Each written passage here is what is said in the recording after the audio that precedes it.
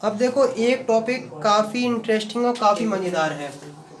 अबे बस करो यार, जब पढ़ाते तब तो पढ़ते नहीं हो, वैसे इतने गचर पचर करते रहते हो बैठ के। आज की चीज़ अगर 2 दिन बाद पूछ लो ना तो खुद को लगेगा साला बरसों साल पहले पढ़े थे क्या हम।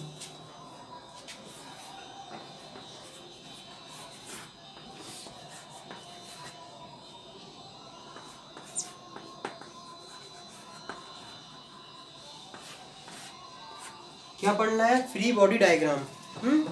जो भी नाम उससे मतलब नहीं है। देखो ऐसे मान लो अगर मैं तुम्हें क्वेश्चन बताएं, सिंपल सा क्या है, एक क्वेश्चन है।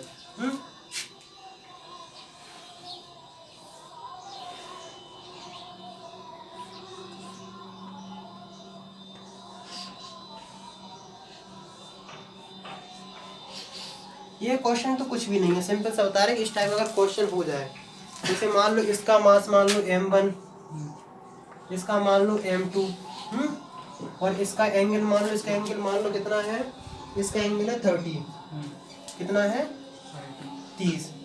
अगर हमें निकालना हो क्या आखिरकार और भी कुछ गिवन है क्या? नहीं।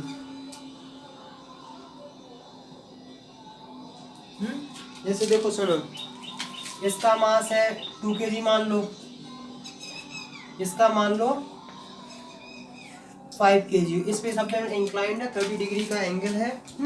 अब जो हमें एक और चीज़ है, जो कोफिशिएंट ऑफ फ्रिक्शन है वो है 0.3, लिखना स्टार्ट कर जाओ।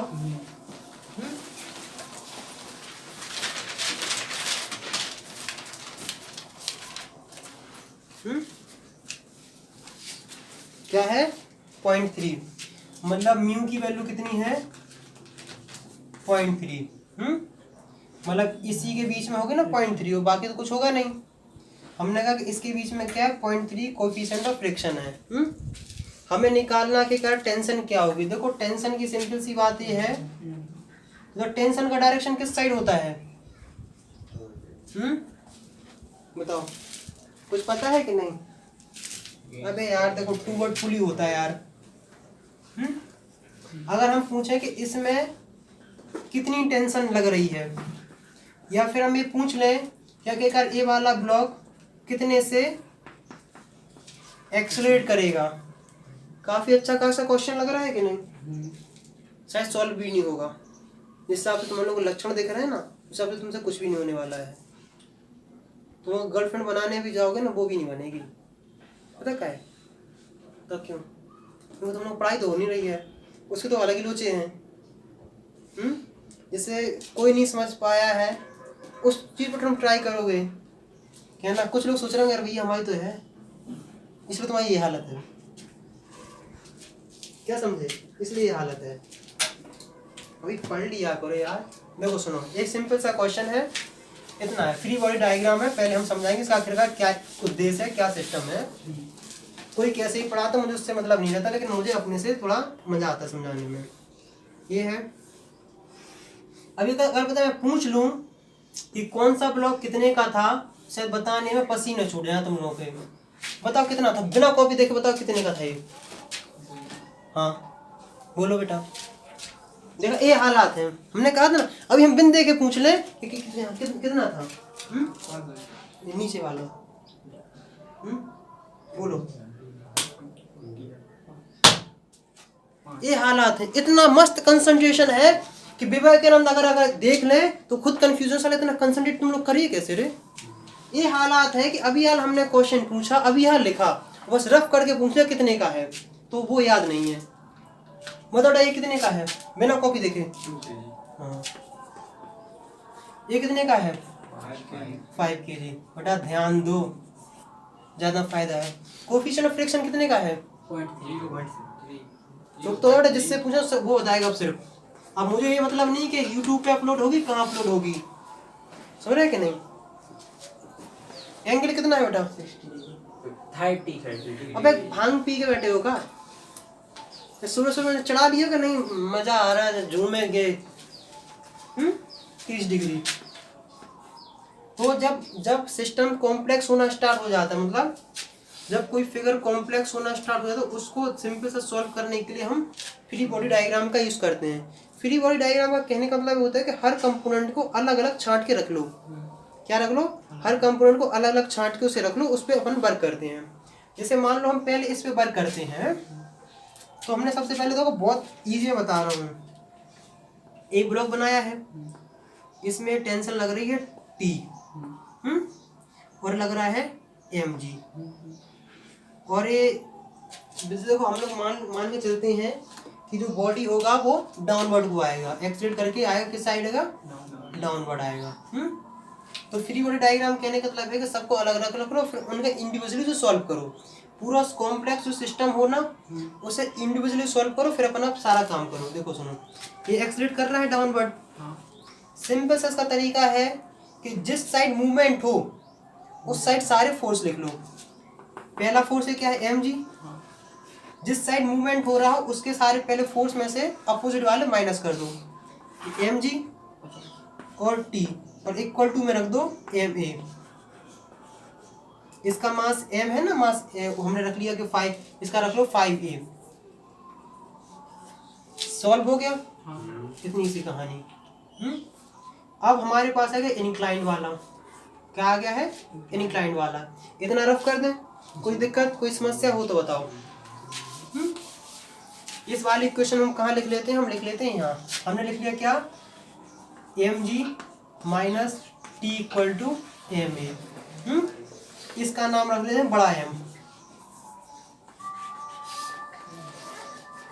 साइलेंट है भैया, तो ही भेज रहा हूँ। देखो हमने इसको सॉल्व करा, इसको हमने सिंपल से ऐसा बनाया, ऐसा ऐसा t और mg और नीचे a। अब इस पे वर्क करना स्टार्ट कर देते हैं। कुछ ऐसा सिस्टम है कि नहीं? इस साइड लग रहा क्या? टेंशन। और डाउनवर्ड क्या लग रहा है? mg। आखिरकार तो मैं सिंपल देखो, इस साइड अगर टेंशन लगेगा तो फ्रिक्शनल फोर्स किस साइड लगेगा? नीचे।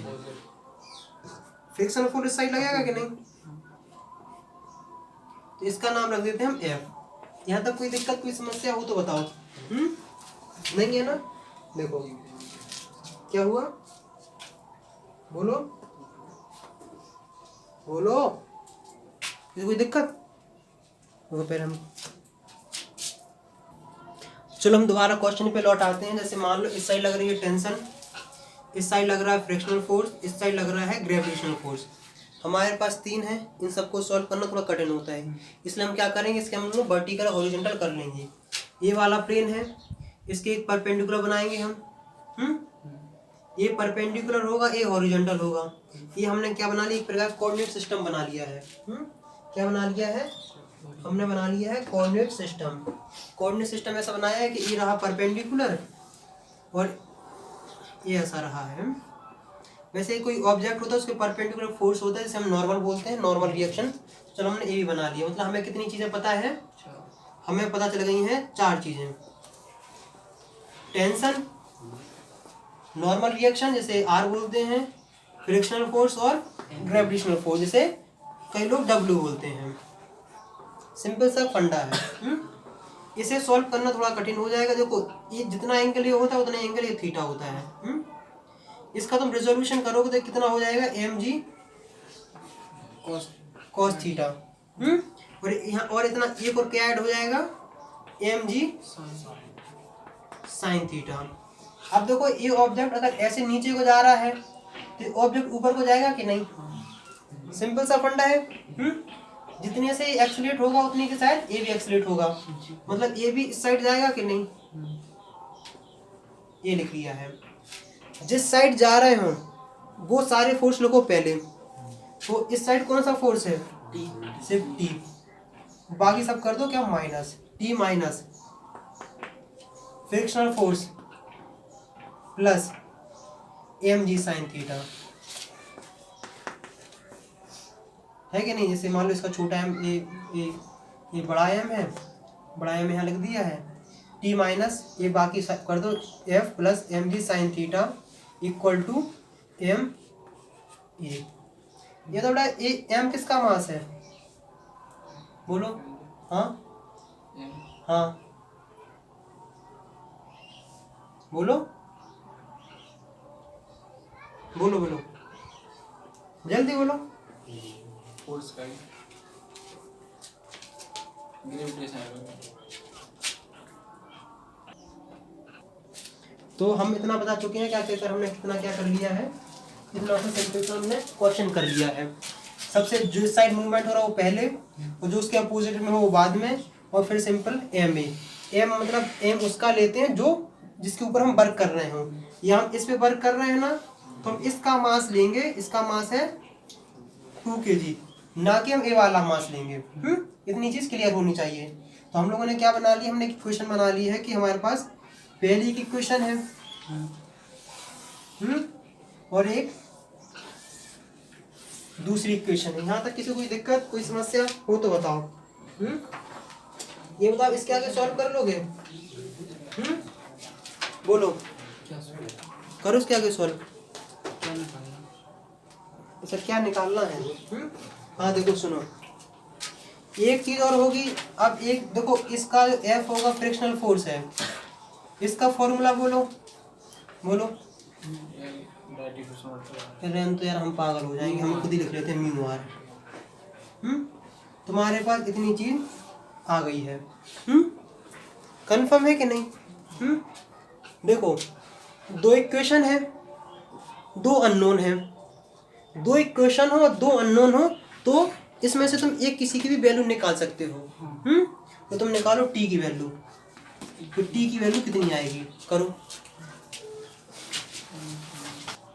अब देखो, इसमें इतना समझ लो कि दो अननोन कौन कौन से हैं। देखो, तुम्हें इसकी वैल्यू पता है, इसकी वैल्यू 5 है, इसकी वैल्यू तुम्हें पता है 9.8 होती है, दुनिया जानती है। एक अननोन ए है और एक अननोन ए है, क्योंकि इसकी वैल्यू भी 5 है। ऐसे कर देखो, इस इक्वेशन में आ जाते हैं। इसकी वैल्यू अपन को पता नहीं है, इसकी वैल्यू तुम यहाँ से निकाल लोगे।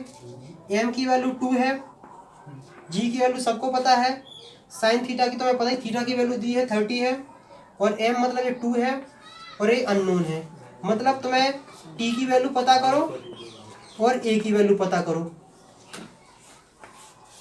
अभी तक देखो तुम्हें कितना कठिन लग रहा था ऐसा सिस्टम, लेकिन जैसे तुमने रिजॉल्व कर लिया ना, तो कितना आसान होने लगा है। एक एक कंपोनेंट पर कितना भी कठिन सर्किट कुछ भी बना दें, सर्किट बोल रहे हैं, कितना भी कठिन फिगर बना दें, कितना भी कॉम्प्लेक्स हो, आगे का तुम्हें फ्री बॉडी डायग्राम बनाना आता है, तुम आराम से टैकल कर ले जाओगे। फ्री बॉडी डायग्राम ये करता है कि हर ऑब्जेक्ट का अलग अलग तुम डायग्राम बना लो, बस। मतलब सबको फ्रीली अलग अलग उनके डायग्राम बना दो, तो सिंपल सा फ्री बॉडी डायग्राम। चलो हम लोग आगे बढ़ते हैं, आगे क्वेश्चंस करते हैं। ये वाली इक्वेशन याद रखना, यूज करने वाले बहुत जल्दी।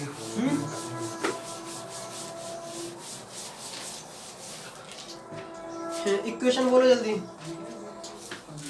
बोलो। टी माइनस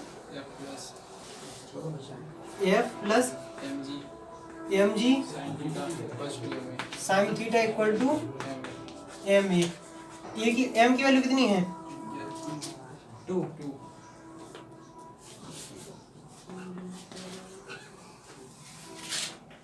दूसरी इक्वेशन बोलो। हाँ, M G minus T equal to M A. M की वैल्यू कितनी है? 5। इसकी 5 हो गई है। एक हमने इसका बताया था फॉर्मूला, कितना है? Mu R. आर की वैल्यू बोलो बेटा। M G cos theta. ये 30 डिग्री है।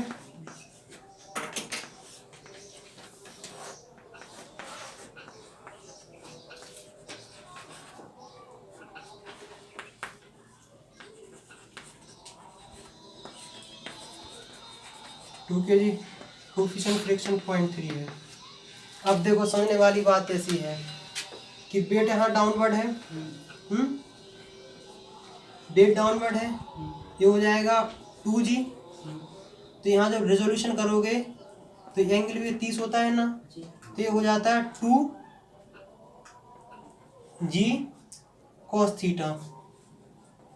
2g cos theta. इसके जस्ट परपेंडिकुलर कौन होता है? R, normal reaction.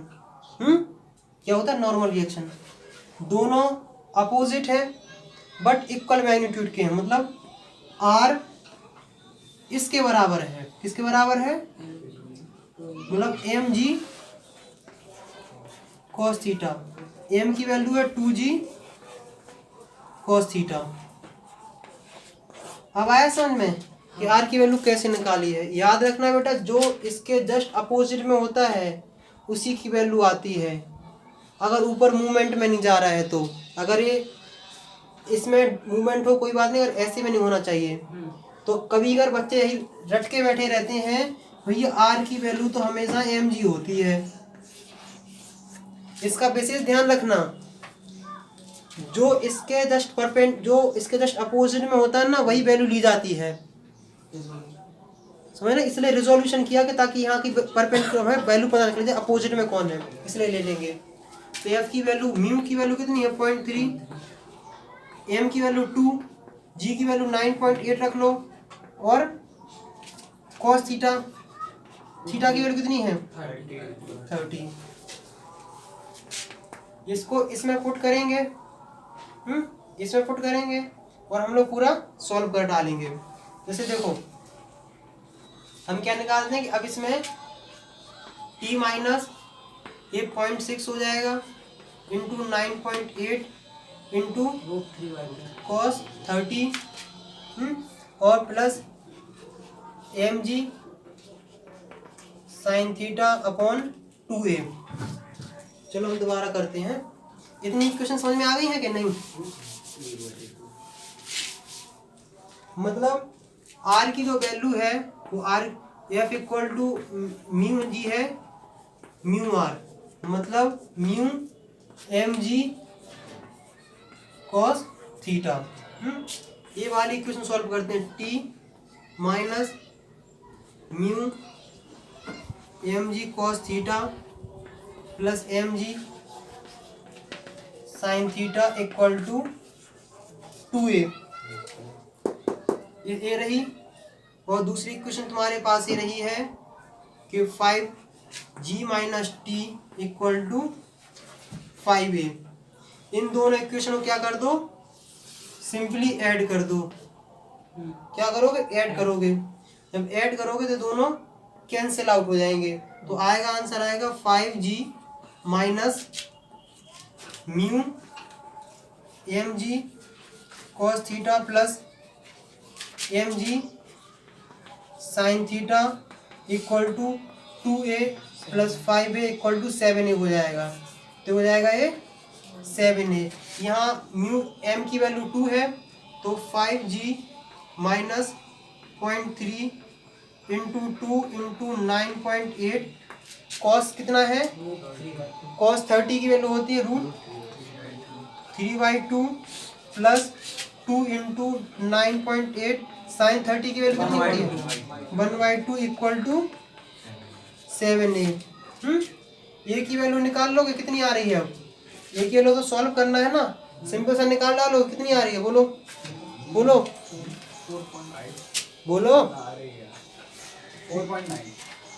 4.9 के अप्रोक्स आएगी मीटर पर सेकंड स्क्वायर।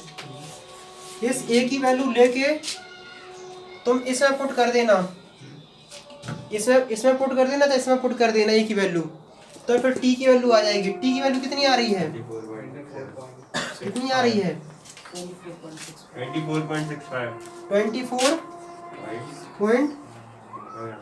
24.65।